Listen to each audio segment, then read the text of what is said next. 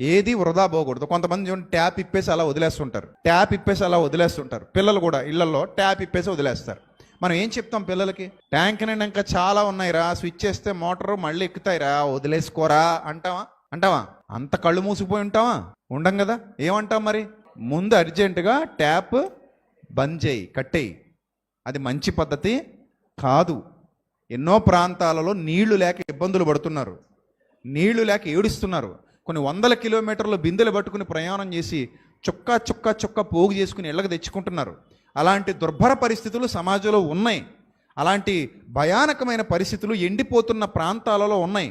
కాబట్టి ఒళ్ళు కొవ్వెక్కి నీరు వృధా చేయొద్దు, జాగ్రత్తగా యూజ్ చేయి అని పిల్లలకు మనం నేర్పిస్తాం. బాధ్యత కలిగిన వాళ్ళు. బాధ్యత లేని వాళ్ళు నువ్వు ఎలా చేసినా పర్లేదంటారు. పిల్లలు కూడా అలాగే తయారవుతారు. కానీ బాధ్యత కలిగిన వాడు మాత్రం పిల్లలకి చెబుతాడు, రే నాయనా ఇది తప్పురా, ఇలా చేయకూడదు, ఇన్ని నీళ్లు వృధా చేయకూడదు. ఎందుకంటే ఇది ఇంకొకరికి నువ్వు కట్టేస్తే అది ఇంకొకరికి ఏమవుతుంది? ఉపయోగపడుతుంది.